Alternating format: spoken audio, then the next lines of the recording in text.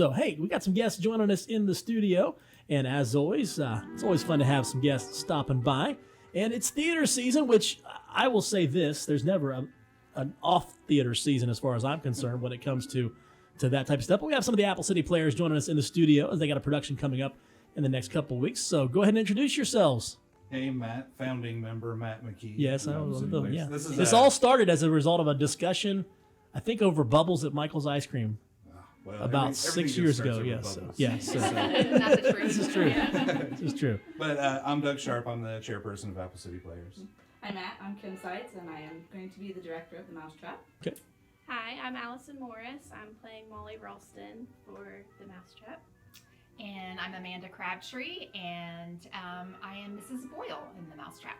Awesome. So we're here to talk about Mousetrap, which I got to say, this is kind of cool for me because, like you said, Doug, being when we kind of started this discussion about trying to do some theater-related things in Jackson, it started with a bunch of people that kind of wanted to do some improv things, and that came together too. And then it's like, well, why don't we try to put on a play? And then there were some more discussions, and then it was like, is it going to happen? Not going to happen? And then it did happen with the very first production, Four Weddings and an Elvis. Four Weddings and an Elvis. And then here we are. We're about halfway through our 5th season now. Yeah. And tackling our first drama. We've always done comedies. Yep. It's always a lot of running around and screaming, but this year it's all serious business and murder. Right, it's serious business and murder. That's what. So, and that's what we're. So the play is Mousetrap, which is an Agatha Christie novel, and so tell us a little bit about what we can expect. You don't give away the story. Don't tell us who done it. But Kim, tell us a little bit about what the play is about. Okay, well, this is the world's longest running play, and it is about a group of strangers that are snowed in together at a manor that has been inherited by Molly Ralston and her husband Giles.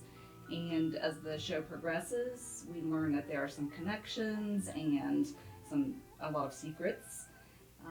The show starts off with a radio announcement of a murder that has happened, and then another murder that takes place during the play. So we're trying to figure out who among the guests is the killer.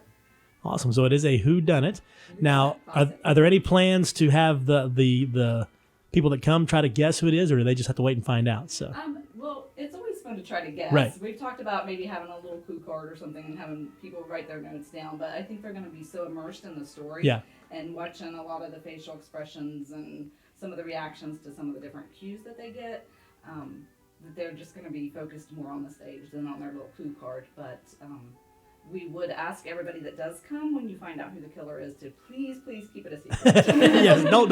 I know who did it. I know who it was. I saw. I'm gonna shout it out. Yeah. So no, that happens. Now I was at a production of Clue a couple years ago, and we had a couple people do that in a production, which you kind of encourage. With Clue, it's a little bit different because you kind of encourage it because it's a comedy, but.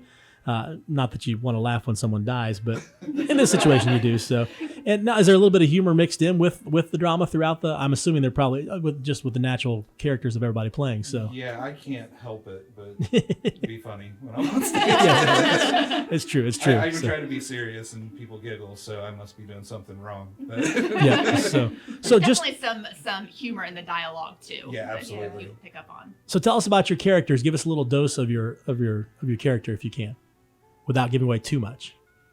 Well, Mrs. Boyle is an uptight, middle-aged lady who really just likes to make life difficult for everyone around her. So she tends to not be very well liked. Got it. Molly is, like Kim said, she inherited this manor from her aunt who passed away. Her and her husband Giles are just opening this place up, so she wants everything to go perfect. She wants everything to be great. But she's young and new at it, so she's kind of taking it as it comes. But, as the story goes on, things change that, and, it just wants everything to be perfect, but a lot of crazy stuff happens. Absolutely. Doug? yes, and Mr. Paravicini, whose car is overturned in a snowdrift. He kind of shows up out of nowhere. He's the only person who didn't book a Didn't room. make a reservation. Interesting indeed. So production is happening next weekend, the final weekend of February. So Friday night, Saturday night, and Sunday. Yes. Tell us about the times. Friday night and Saturday night, it will start at 7 o'clock, Sunday at 2. You can buy pre-sale tickets now for $15 at markaytickets.org or at the box office. or you can buy them at the door. We'd love to have everybody come out. And recommend people getting them ahead of time. Is there an upcharge? Not an upcharge, but is it more expensive the day of? Yeah, I believe it's 17. I think it's usually a couple of dollars yeah. more. So tickets available now, markaytickets.org. It's happening at the Markay Cultural Arts Center in downtown Jackson. Again, it's next weekend, the 24th, 25th, and 26th of February, 7 p.m. performances Friday night and Saturday night, and then Sunday at 3 or 2? Sunday at 2. So and we check. would like to thank our sponsor is Red Door Barn Event Center. So Red Door Barn Event Center is the sponsor of this, and it'll be a lot of fun. If you've not been, a lot of people are like, oh, I don't know, stage productions or theater, I don't want to go. I always tell people, check it out, because especially if you like story, Right. you might think, well, I'm not an Agatha Christie fan. I don't want to watch that. But the story will draw you in, and the performers will draw you in. And I'm not just saying that because I've been on stage in the past and I love theater. It's something that you need to experience it, and it's even better when you know the people on stage too. Absolutely. So. And listen, Matt, I've been married for 27 years now, and do you know that it took 23 years to get my husband to go to some kind of theatrical performance, and now he actually really enjoys Absolutely. it. So absolutely, come out and see it, take a chance. And again, this is not your normal Right. comedy. This Yeah. is a drama, and we're really excited about it. And real quick, I want to highlight, Doug, before you guys take off, I hope it's okay to this coming Sunday, actually, is Apple City Players' annual membership meeting. Yes. And that is open to people that are interested in becoming members, correct? Absolutely. People that are currently members, if they want to come and renew their membership. New members, we're encouraging everyone to come. Over the past 5 years, we've picked up a lot of talented people in this group, and we continue to grow. We're expanding to 4 productions next year instead of 3, so we're going to need a lot more talent.